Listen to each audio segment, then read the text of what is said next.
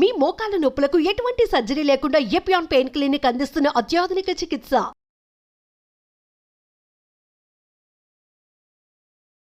Welcome to Suman TV. ప్రస్తుతం మనతో పాటు ఉన్నారు డాక్టర్ కోటేశ్వర ప్రసాద్ గారు, ఆర్థోపెడిక్ సర్జన్. వారితో మాట్లాడదాం.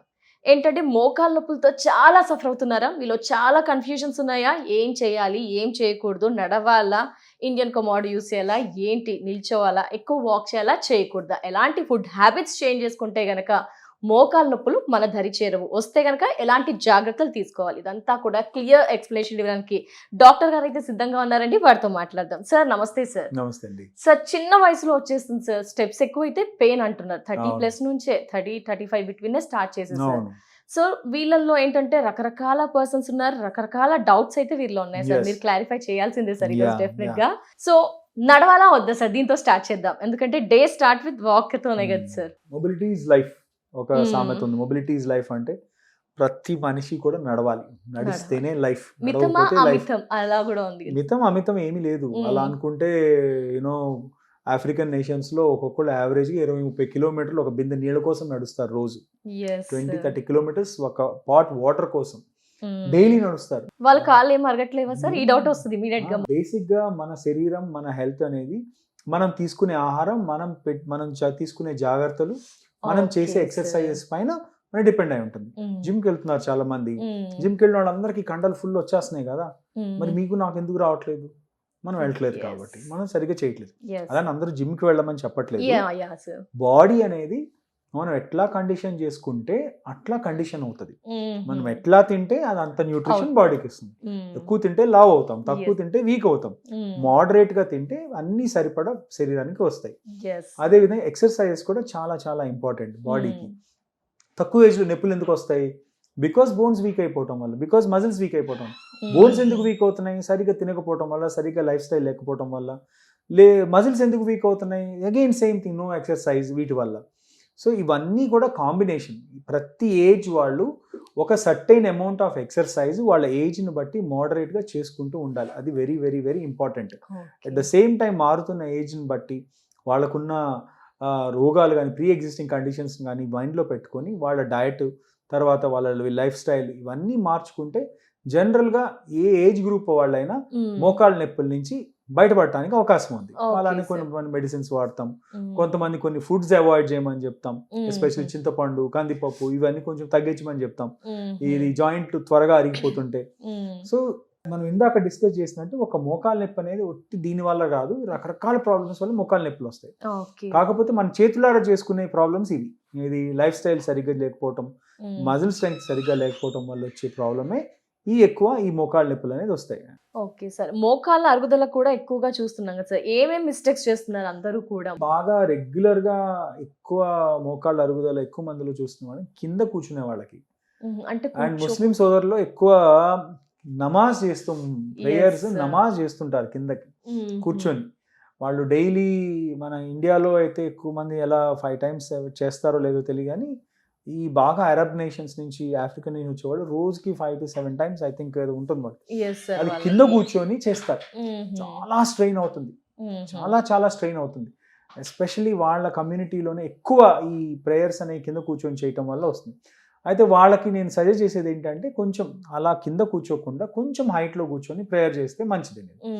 నెంబర్ 2, యంగ్ వయసులో వచ్చే రీజన్ అదే మనం డిస్కస్ చేసినట్టు, కింద కూర్చొని లేకపోతే ఎక్కువ మెట్లు ఎక్కి దిగే వాళ్ళకి, వీటి వల్ల కూడా కొంచెం మోకాళ్ళకి స్ట్రెయిన్ అవుతుంది. ఇన్ ద ఎండ్ మనకి స్ట్రెంగ్త్ బాగుంటే మనం ఏం చేసినా ఓకే, కానీ మనం తినే ఆహారంలో పోషకాలు లేవు, తాగే నీరులో పోషకాలు లేవు, పీల్చే ఎయిర్లో అంటే ప్యూరిటీ లేదు, ఇవన్నీ కరప్టెడ్, ఇవన్నీ పొల్యూటెడ్. సో కాబట్టి శరీరానికి కావాల్సిన ప్రాపర్ న్యూట్రిషన్ అనేది రాకపోవటం వల్ల మనం ఈ ఇబ్బందుల నుంచి, లేకపోతే ఈ వీక్నెస్లకి బారిన పడటం జరుగుతుంది అనమాట. సార్, మీరు చెప్పిన రీజన్స్ అయితే ఫుడ్ హ్యాబిట్స్ బాగా ఇంప్రూవ్ చేసుకోవాలని అయితే తెలుస్తుంది సార్. ఎలాంటి ఫుడ్ హ్యాబిట్స్ యాడ్ చేసుకోవడం వల్ల అతనికి హెల్దీ మోకాళ్ళు ఉంటాయి sir? At the age of 25+ అనుకోవచ్చు సార్ ఇప్పుడు. బట్ అది అది నేను చెప్పే విషయం కాదండి. రీజన్ ఏంటి అని అంటే, ఫుడ్ అనేది డిఫరెంట్ పీపుల్ కి డిఫరెంట్. ఇది ఓకే, నేను చెప్పే ఫుడ్ అందరికీ సూటబుల్ అవ్వకపోవచ్చు. అంటే మనిషి అంటే మనకున్న స్థితిగతులను బట్టి, మనకున్న ఫైనాన్షియల్ దీన్ని బట్టి మన ఫుడ్. ఇప్పుడు ఒక కామన్ మ్యాన్ చాలా రోజు పని చేసుకునే వాడికి మీరు ఏం డైట్ చెప్పగలరు? కార్బోహైడ్రేట్స్ తినండి, ప్రోటీన్ తినండి, లేకపోతే ఫ్యాట్ తినండి, ఇవన్నీ చెప్తే ఆయన ఎక్కడికి తెచ్చుకోగలరు? సో ఫుడ్ అనేది బేసిక్గా మనకు కావాల్సింది carbohydrates, proteins, vegetables, fruits. So సాధ్యమైనంత మటుకు ఇవి విధిలో బ్యాలెన్స్ చేసుకుంటే ఎవరికైనా diet is normal. Special diets అంటారా, ఒక్కొక్క రోజు ఒక్కొక్క డైట్లు వస్తున్నాయి ఈ రోజుల్లో. ఈ డైట్లు ఇవన్నీ నేను పెద్ద నమ్మనండి పర్సనల్గా. మనం ఎక్కడ పుట్టామో మనం దాంతో పాటు మనతో పాటు పెరిగిన మొక్కలే మన ఫుడ్. మనతో పాటు మన మట్టిలో పెరిగినయే మన ఫుడ్ అనుకోండి. రైస్ కానివ్వండి, ఇక్కడ పెరిగే ఆకుకూరలు కానివ్వండి, ఇక్కడ కూరగాయలు కానివ్వండి, ఇక్కడ పెరిగే ఎక్కడి నుంచో మనం నార్త్ నుంచి, లేకపోతే ఎక్కడి నుంచో మెక్సికో నుంచి, లేకపోతే ఎక్కడి నుంచో ఇటలీ నుంచి ఇవన్నీ తెచ్చుకొని తిని ఆల్ ఫ్యాషన్ ఫుడ్స్ తినొచ్చు, but it doesn't suit you. ఇంకా ఈ మోకాళ్ళ విషయానికి వచ్చేసరికి గుజ్జు అరిగిపోతుంది అంటున్నారు కదా సార్, దీని గురించి ఏం చెప్తారు సార్? ఏంటి సార్ అది? మోకాళ్ళు అరుగుదల అంటేనే గుజ్జు అరిగిపోవడం. గుజ్జు అంటే లోపల ఏమి గ్రేవీ ఏమి ఉండదు. ఓకే, గుజ్జు అంటే బేసిక్ గా ఒక పొర. ఆ నీ పైన పొర అనేది ఒక కార్ టైరో, 2 వీలర్ టైరో, సైకిల్ టైరో అరిగిపోయినట్టు కొన్ని సంవత్సరాలకు అరిగిపోతుంది. ఇది ఒక కామన్ క్వశ్చన్. మా ఇంట్లో మా అమ్మగారికి ఉంది, మా అమ్మమ్మ గారికి ఉంది, నాకు వస్తుందా అని.